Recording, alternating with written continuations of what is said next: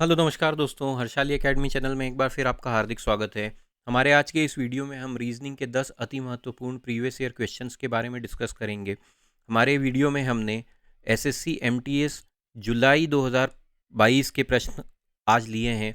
जो जुलाई 2022 में SSC MTS की एग्ज़ाम हुई थी, उसके प्रश्नों के बारे में आज हम रीजनिंग सब्जेक्ट के प्रश्नों के बारे में चर्चा करेंगे, जिससे कि आप ये जान पाएँ कि परीक्षा में किस डिफ़िकल्टी लेवल के प्रश्न पूछे जाते हैं, आपको अपनी तैयारी का स्तर कहाँ तक रखना है और आपको किस प्रकार के प्रश्नों की और किस किस सब्जेक्ट की तैयारी करनी है। तो आइए दोस्तों शुरू करते हैं। हमारा आज का पहला जो प्रश्न है वो नंबर सीरीज से संबंधित है। प्रश्न चिन्ह के स्थान पे आने वाली संख्या का मान हमको यहाँ पे ज्ञात करना है। तो जब भी नंबर सीरीज से संबंधित प्रश्न आता है, हम संख्याओं के बीच के अंतर को देखते हैं। ये देखते हैं कि संख्याएं एक दूसरे से तुलनात्मक रूप से काफ़ी बड़ी या काफ़ी छोटी हो रही हैं क्या। तो अगर अंतर काफ़ी छोटा होता है तो हमें हमारा उत्तर प्लस या माइनस की ट्रिक से ही मिल जाता है। अगर अंतर काफ़ी ज़्यादा बड़ा होता है तो हमें हमारा उत्तर गुणा या भाग से या स्क्वायर या क्यूब की ट्रिक से मिलता है। देखते हैं इनके बीच में क्या अंतर है। तो 205 से हम आए हैं 222 पे, तो ये कितने का अंतर हो जाता है दोस्तों? ये हो जाता है 17 का अंतर हो जाता है। फिर 222 से 41 पे आए, मतलब ये कितने का अंतर हो गया? ये प्लस 19 का अंतर हो गया। 241 से लेके 264 पे आए हैं, मतलब ये कितने का अंतर हो जाता है? ये प्लस 23 का अंतर हो जाता है। और उसके बाद 264 से 293 पे आए हैं, मतलब ये कितने का अंतर हो गया है? ये प्लस 29 का। तो अब अगर इस अंतर को हम ध्यान से देखें तो ये किस प्रकार से 17, 19, 23, 29, मतलब ये सब क्या है? ये प्राइम नंबर्स है, ये अभाज्य संख्याएं हैं। प्राइम नंबर्स हम जानते हैं क्या होता है, जिसमें सिर्फ या तो उस संख्या से भाग जाता है या एक से भाग जाता है, मतलब उसके जो गुणनफल होते हैं, उसके जो फैक्टर्स होते हैं, वो या तो खुद संख्या होती है या फिर एक होता है। तो अब 29 के बाद अगला प्राइम नंबर कौन सा आ जाएगा इस सीरीज में? वो होगा 31। तो 31 और 293 को आपस में जोड़ दे तो हमको क्या मिलेगा? 4, 9 3 12 की 2, हासिल का आया 1, 1 और 2 3, 324। ऑप्शन नंबर 2 हमारा सही उत्तर होगा दोस्तों। आगे बढ़ते हैं। कोडिंग डिकोडिंग से संबंधित प्रश्न है ये। अल्फ़ाबेट कोडिंग से संबंधित प्रश्न है। इसमें कहा गया है TYR को 65 के रूप में कोडित किया जाता है, गैप को 26 के रूप में कोडित किया जाता है, मौज को कैसे लिखेंगे ये ज्ञात करना है। अल्फ़ाबेट की कोडिंग डिकोडिंग से संबंधित जब भी प्रश्न आता है तो हमें प्लेस वैल्यू के कॉन्सेप्ट की हेल्प लेनी चाहिए। हम 90% प्लस 90% या उससे ज़्यादा प्रश्न प्लेस वैल्यू के कॉन्सेप्ट से हल कर पाएंगे। तो यहाँ पे क्या दिया हुआ है? हमको दिया हुआ है TYR। इनकी प्लेस वैल्यू लिख लेते हैं। टी की प्लेस वैल्यू होती है 20, वाई की होती है 25 और आर की होती है 18। अगर हम इन तीनों को आपस में जोड़ ले तो हमको मिलता है 20 और 25 45 और 18 63। और हमको इसमें कैसे कोड दिया गया है? हमको दिया हुआ है 65 के रूप में। तो अगर हम इस 63 में 2 जोड़ दें तो हमको 65 मिलेगा, मतलब कि जो प्लेस वैल्यू थी उनका योग किया गया और उसमें 2 जोड़ दिया गया। देखते हैं यही लॉजिक गैप में भी है क्या। GAP, जी की वैल्यू होती है 7, ए की होती है 1 और पी की होती है 16। आपस में जोड़ते हैं तो 7 और 1 8, और 8 और 16 होता है 24। और 24 यहाँ पे ये कोड कैसे दिया गया है? 26, मतलब यहाँ पे भी जो प्लेस वैल्यू का समीशन था, जो योग था, उसमें 2 जोड़ा गया तो हमको मिलता है 26। अब हमको क्या कहा गया है? मौज को कैसे कोडित किया जाएगा? MOJ। एम मतलब 13 होती है उसकी प्लेस वैल्यू, ओ की प्लेस वैल्यू 15 होती है और जे की होती है 10। तो अब ये कितना हो जाएगा? 13 और 15 28 और 10 38। 38 होता है और 38 में अगर हम 2 जोड़ देंगे तो हमको मिलेगा 40। ऑप्शन नंबर 1 हमारा सही उत्तर होगा। आगे बढ़ते हैं। अब ये देखिए, ये क्लासिफिकेशन से संबंधित प्रश्न है। क्वेश्चन मार्क के स्थान पे आने वाला सब शब्द हमको ज्ञात करना है। जो रिलेशन, जो संबंध पहले और दूसरे शब्द में है वही लॉजिक हमको लगाना है। जो लॉजिक तीसरे और चौथे शब्द में है वही लॉजिक के आधार पे हमको छठे से पांचवा शब्द ज्ञात करना है। पहले और दूसरे को अगर हम ध्यान से देखें तो यहाँ पे दिया हुआ है स्पीच। स्पीच मतलब बोली। और डम्ब, डम्ब मतलब एक ऐसा व्यक्ति जो बोल नहीं सकता हो। तो इसको कैसे बोल सकते हैं? या जिसको बोलने में परेशानियां होती हो। तो वो व्यक्ति जिसको बोलने में परेशानी होती है, उस उसका संबंध किससे है? उसका संबंध स्पीच से है, भाषा से है। अब इसी प्रकार ब्लाइंड हम जानते हैं, दृष्टिबाधित व्यक्ति को ब्लाइंड कहते हैं, जो देख नहीं सकता हो तो उसको किस में समस्या होती है, उसकी दृष्टि में, साइट में समस्या होती है। तो अब डेफ के स्थान पे क्या जाएगा, डेफ हम जानते हैं किस व्यक्ति को कहा जाता है, जो जो जो सुन नहीं पाता हो, जिसको सुनने में कठिनाई हो, तो उसको किससे संबंधित कठिनाई है, किससे संबंधित समस्या है, उसको वॉइस से संबंधित, उसको साउंड से संबंधित समस्या है, क्योंकि वो साउंड सुन नहीं पाता। तो ऑप्शन नंबर 1 हमारा सही उत्तर होगा दोस्तों। आगे बढ़ते हैं, फिर से कोडिंग डिकोडिंग से संबंधित प्रश्न है। अब हमसे यहाँ पे कहा गया है, एक निश्चित कूट भाषा में फ्लोर वाइट मार्बल्स को इस प्रकार लिखा जाता है, टायर आर हार्ड वाइट को इस प्रकार लिखा जाता है, और मार्बल्स आर शाइनी को इस प्रकार से लिखा जाता है। तो कूट भाषा में शाइनी फ्लोर्स के लिए क्या कोड होगा? जब भी ऐसा होता है तो हम पहले लिख लेते हैं कोड को, और फिर दो को कंपेयर करना शुरू करते हैं। तो यहाँ पे दिया हुआ है फ्लोर वाइट मार्बल्स, इसका जो कोड है वो क्या है, TPAJPR। अब कौन से वर्ड के लिए कौन सा कोड है ये हमको नहीं पता है। दूसरा सेंटेंस से लिखते हैं, टायर आर हार्ड वाइट। अब इसको कैसे लिखा गया है, PRQSTRAK। उसके बाद क्या लिखा गया है, अगला सेंटेंस क्या है, marbles are shining, marbles are shining. इसके लिए क्या कोड है, इसके लिए है TPTR6। दो सेंटेंस को कंपेयर कर लेते हैं और कॉमन ढूंढते हैं। तो अब देखिए इन दोनों को कंपेयर करें तो फ्लोर वाइट मार्बल्स, अब यहाँ पे क्या दिया हुआ, टायर आर हार्ड वाइट, यहाँ पे कौन सा शब्द कॉमन है, यहाँ पे वाइट शब्द कॉमन है, ये वाइट कॉमन है। अब कोड में देखते हैं कौन सा शब्द, कौन सा कोड कॉमन है, यहाँ पे दिया TPAJPR, PRQSTRAK, तो यहाँ पे PR कॉमन निकला, ये PR यहाँ पे कॉमन निकला। तो इसका अर्थ क्या हुआ, वाइट को कैसे कोडित किया गया है, वाइट को कोडित किया गया है PR के रूप में, PR के रूप में। दूसरे और तीसरे को कंपेयर करते हैं।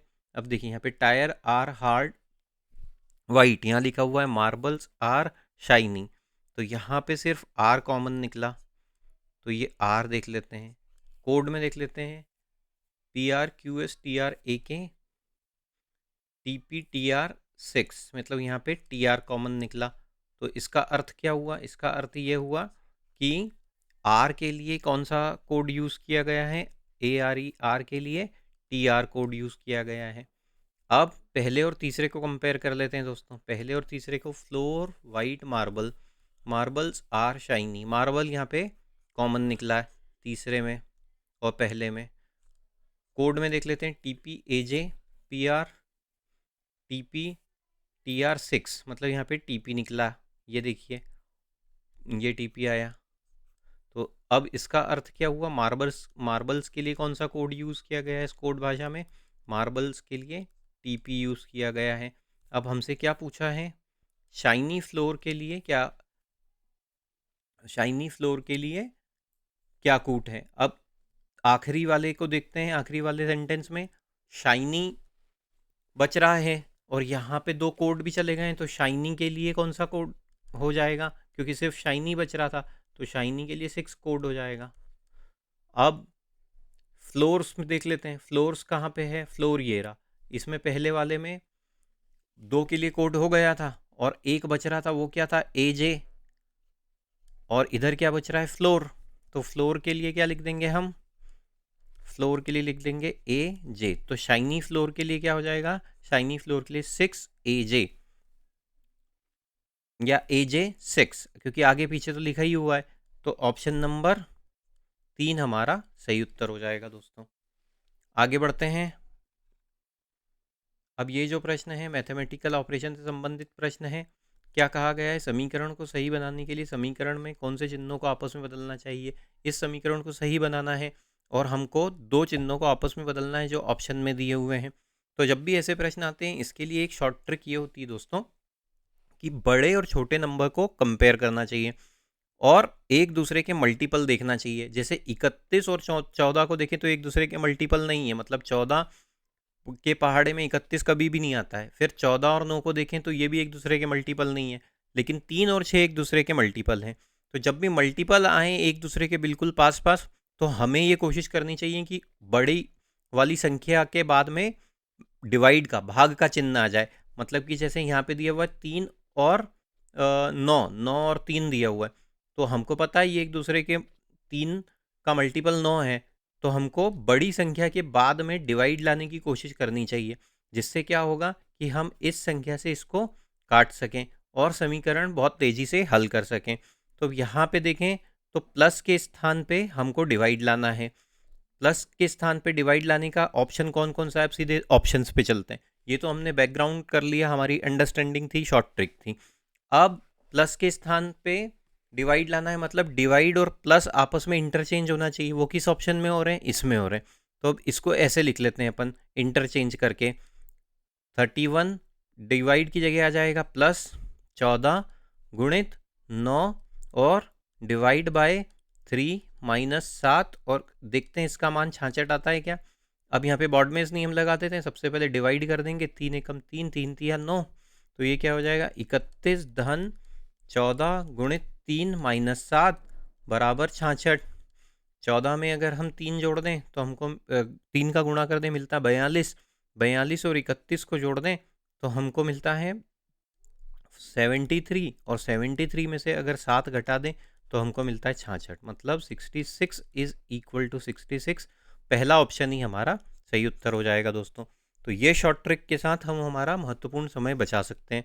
आगे बढ़ते हैं, फिर से क्लासिफिकेशन से संबंधित प्रश्न है। जो रिलेशन पहली और दूसरी संख्या में है और तीसरी और चौथी संख्या में है, उसी के आधार पे पांचवी से छठी संख्या हमको ज्ञात करनी है। हमको पहले पेयर में क्या दिया हुआ है, 16 के सामने 38। 16 से 38 हम कैसे ला सकते हैं, बड़ी संख्या से छोटी संख्या बनाते हैं। 16 में अगर हम 2 का गुणा कर दें तो हमको मिलता है 32, और 32 में अगर हम 6 जोड़ दें तो हमको मिलता है 38। यही लॉजिक देखते हैं तीसरे और चौथे में भी लगा हुआ है क्या। यहाँ पे दिया हुआ है 26 और उसके सामने दिया हुआ है 58। 26 में अगर हम 2 का गुणा करें तो हमको मिलता है 52, और 52 में अगर हम 6 ऐड कर दें तो हमको मिलता है 58। यही लॉजिक लगा हुआ है।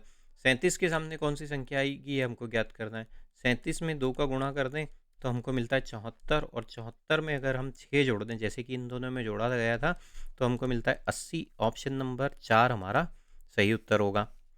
आगे बढ़ते हैं, फिर से क्लासिफिकेशन से संबंधित प्रश्न है। यहाँ पे अल्फ़ाबेट के हमको ग्रुप दिए हुए, लेटर्स के ग्रुप दिए हुए हैं। गुड को इस प्रकार से लिखा गया है, बेस्ट को इस प्रकार से लिखा गया है, तो कूल को कैसे लिखेंगे हमने पहले डिस्कस किया था। जब भी अल्फ़ाबेट से संबंधित प्रश्न आता है प्लेस वैल्यू की हेल्प लेंगे। गुड देख लेते हैं, GOOD, इसको कैसे कोडित किया गया है, HSXT। प्लेस वैल्यू लिखते हैं, देखते हैं हमको क्या हिंट मिलेगी। जी होता है 17 पे, ओ होता है 15 पे, ये वाला ओ भी 15 पे, और डी मतलब 4। एच को कैसे लिखा गया है, एच की कोड वैल्यू प्लेस वैल्यू है 8, एस की प्लेस वैल्यू है 19, एक्स की है 24 और टी की है 20। इनका पहले, अब हमारे पास दो ही तरीके हैं, हम वर्टिकली इसका पहले डिफरेंस निकालते हैं, वर्टिकली नहीं होता है तो डायगोनली निकालते हैं। तो 7 और 8 का डिफरेंस कितना हो गया, 7 और 8 का +1 डिफरेंस हो गया, 7 से लेके 8 पे। 15 से लेके 19 आए मतलब ये क्या हो गया, ये +4 हो गया। 15 से लेके 24 आए तो ये कितना हो गया, +9 हो गया। और डी का अगर हम देखें 4, और अगर सेकेंड सीरीज की प्लेस वैल्यू देखें तो ये होता है 30 पे, तो 30 से लेके सेकेंड सीरीज की ज़रूरत ही नहीं पड़ेगी। 4 से लेके 16 पे आए मतलब 20 पे आए मतलब +16 हुआ। तो अब अंतर कैसा बढ़ा, +1 +4 +3 +16, मतलब 1 का वर्ग, 2 का वर्ग, 3 का वर्ग और 4 का वर्ग। अब देखते हैं बेस्ट और CIBG में भी यही लगा हुआ है क्या लॉजिक, BEST और CIBJ। बी होता है 2 पे, ई होता है 5 पे, एस होता है 19 पे, टी होता है 20 पे। इसी प्रकार सी होता है 3 पे, आई होता है 9 पे, बी होता है हमारा 2 पे, और जे होता है 10 पे। जे होता है 10 पे। क्या अंतर हुआ, 2 से लेके 3 मतलब +1, 5 से लेके 9 मतलब +4, 9 से लेके 2, 9 से लेके 2 बी की अगर सेकंड सीरीज़ की प्लेस वैल्यू लिखें तो क्या होती है 28। तो 19 में और 28 में कितने का अंतर हो गया, +9 का हो गया। और इसी प्रकार 20 से लेके 19 पे आए, जे की सेकंड सीरीज़ की प्लेस वैल्यू हो जाएगी 36, और 20 से लेके 36 मतलब +16। यहाँ पे भी 1 का वर्ग, 2 का वर्ग, 3 का वर्ग, 4 का वर्ग, ये कॉन्सेप्ट लगी है। हमसे कूल का पूछा है, हम कूल का देख लेते हैं, COOL। यहाँ पे इसकी प्लेस वैल्यू होती है एक, इसकी प्लेस वैल्यू होती है 3, ओ की होती है 15, यहाँ पे भी ओ की 15 और एल पे 12। 1 का वर्ग कर देंगे +1 कर देंगे 1 स्क्वायर, तो ये कितना हो जाएगा 3 से लेके 4। 2 का वर्ग कर देंगे तो ये कितना हो जाएगा +4 होगा, तो ये हो जाएगा 19। 15 में अगर हम 3 का वर्ग मतलब 9 जोड़ देंगे तो ये हो जाएगा 24। और 12 में अगर हम 9 का वर्ग जोड़ दें, 4 का वर्ग जोड़ दें तो ये होता है 16। तो 12 और 16 28। इनकी प्लेस वैल्यू पे आने वाले लेटर लिख लेते हैं। 4 पे आता है हमारे पास डी, 19 पे आता है एस, 24 पे आता है एक्स, और अगर इसकी सेकंड सीरीज़ की प्लेस वैल्यू देखें तो यहाँ पे आ जाएगा बी, DSXB। ऑप्शन नंबर 4 हमारा सही उत्तर होगा दोस्तों। फिर से क्लासिफिकेशन से संबंधित प्रश्न हैं। ये जो दो लेटर क्लस्टर दिए हैं इनमें एक निश्चित लॉजिक लगा है, वही लॉजिक हमको ढूंढना है। तो जब भी ऐसे प्रश्न आते हैं प्लेस वैल्यू का कॉन्सेप्ट लगाते हैं हम अल्फ़ाबेट के प्रश्न में। MOB इसको कैसे कोडित किया गया है, KMJ के रूप में। M मतलब 13, O मतलब 15 और B मतलब 2। इसी प्रकार K मतलब 11, M मतलब 13 और J मतलब 10। देखते हैं क्या अंतर है इनके बीच में। ये Z है दोस्तों, माफ़ कीजिएगा, Z कितने पे होता है, 26 पे होता है। अब क्या है, 13 से लेके 11 आए मतलब -2 हुआ, 15 से लेके 13 आए मतलब -2 हुआ। बी की सेकंड सीरीज़ की प्लेस वैल्यू थी 28, 28 से लेके 26 पे आए मतलब यहाँ पे भी -2 हुआ। तो प्लेस वैल्यू का -2 हो रहा है। अब देखते हैं ये वाला लॉजिक कौन से वाले इसमें लगा हुआ है, पेयर में लगा हुआ है। अब यहाँ पे देखिए ए से लेके वाई, अगर इसकी सेकंड सीरीज़ की प्लेस वैल्यू देखें तो ये होता है 27, 27 से लेके वाई मतलब -2। जे होता है 10 पे और एच होता है हमारा 8 पे, मतलब यहाँ पे भी -2 हुआ। और के होता है हमारा 11 पे, और 11 के बाद ये एन होता है 14 पे, मतलब यहाँ पे +3 हुआ। तो ये वाला ऑप्शन तो गलत साबित हो गया। एल होता है 12 पे, जे होता है 10 पे, ओ होता है 15 पे, एम होता है 13 पे, पी होता है 16 पे और एन होता है 14 पे, मतलब यहाँ पे -2 का कॉन्सेप्ट लगा हुआ है। तो ऑप्शन नंबर 2 हमारा सही उत्तर हो जाएगा दोस्तों। आगे बढ़ते हैं। फिगर से संबंधित प्रश्न है। हमसे कहा गया है कि ये वाला फिगर जो है ऑप्शन में से किस आकृति में इंक्लूडेड है, एम्बेडेड है, सन्निहित है, ये हमको ज्ञात करना है। साथ ही हमें रोटेशन की अनुमति, मतलब जैसा ये है उसी शेप में हमको ढूंढना है। पहले वाले ऑप्शन में देखें तो यहाँ पे कहीं पे भी ऐसा उल्टा ई बनते हुए हमको नहीं दिख रहा है, तो ये ऑप्शन तो रूल आउट हो गया। दूसरे वाले ऑप्शन में देखिए यहाँ पे ये जो क्वाड्रेंट है इसके अंदर एक हमको ऐसी आकृति बनती हुई दिख रही है जो ई के इधर ऐसा स्लांट है, इस प्रकार से है। ये वाली आकृति यहाँ पे हमको दिख रही है दोस्तों। तो ऑप्शन नंबर 2 हमारा सही उत्तर हो जाएगा, क्योंकि ऑप्शन नंबर 3 में भी ऐसा कोई उल्टा ई नहीं दिख रहा है और ऑप्शन नंबर 4 में भी नहीं दिख रहा है। आगे बढ़ते हैं। अब ये अल्फ़ाबेट सीरीज़ का से संबंधित प्रश्न है। हमको क्या कहा गया है, निम्नलिखित श्रृंखला में प्रश्न चिन्ह के स्थान पे आने वाला लेटर ज्ञात करना है। बी, इनकी प्लेस वैल्यू लिखते हैं। बी की होती है 2, डी की होती है 4, जी की होती है 7, एल की होती है 12 और एस की होती है 19। इनके बीच का डिफरेंस देख लेते हैं। 2 से लेके 4 पे आए मतलब +2 हुआ, 4 से लेके 7 पे आए मतलब +3 हुआ, 7 से लेके 12 पे आए मतलब +5 हुआ, और 12 से लेके 19 पे आए मतलब +7 हुआ। यही लॉजिक यहाँ पे लगा हुआ है। 2, 3, 5, 7। अब ये ऑड नंबर तो नहीं है, इनके बीच का अंतर देखें तो 2 से लेके 3 पे आए +1, 3 से लेके 5 पे आए तो अब ये कितना हो जाता है, 3 से लेके 5 पे आए तो कितना हो जाता है, ये +2 हुआ। 5 से लेके 7 पे आए मतलब यहाँ पे भी +2 हुआ है। तो अब इस प्रश्न का सही उत्तर क्या हो सकता है। ऐसे केस में हम क्या करेंगे, ऐसे केस में हम देखते हैं कि इनके बीच का जो अंतर है वो प्राइम नंबर्स जैसा बन रहा है क्या? प्राइम नंबर्स जैसा बन रहा हुआ होता है, क्योंकि ये जो सभी इनके बीच का डिफरेंस है 2, 3, 5, 7, ये प्राइम नंबर होते हैं। विषम संख्याएं नहीं हो सकती, ऑड इसलिए नहीं हो सकता क्योंकि यहाँ पे 2 भी आ रहा है। अगर यहाँ 2 नहीं आता तो हम ये मान लेते हैं कि ये सब विषम संख्याएं। तो 2 सबसे छोटा या एकमात्र इवन प्राइम नंबर होता है। उसके बाद 3, 5, 7, तो अब 7 के बाद अगला प्राइम नंबर होता है 11। 19 में अगर हम 11 जोड़ दें तो हमको मिलता है 30। और 30 पे कौन सा वाला लेटर आ जाएगा? 30 पे लेटर आ जाएगा, अगर हम सेकंड सीरीज में देखें तो 30 की प्लेस वैल्यू होती है डी के लिए। डी की सेकेंड सीरीज की प्लेस वैल्यू 30 होती है, तो ऑप्शन नंबर 3 हमारा सही उत्तर हो जाएगा। उम्मीद करते हैं दोस्तों वीडियो आपको पसंद आया होगा। इसी प्रकार के वीडियो पाने के लिए चैनल के साथ बने रहिए। चैनल को प्लीज़ सब्सक्राइब कीजिए और वीडियो को अधिक से अधिक मात्रा में शेयर कीजिए, लाइक कीजिए। Thank you.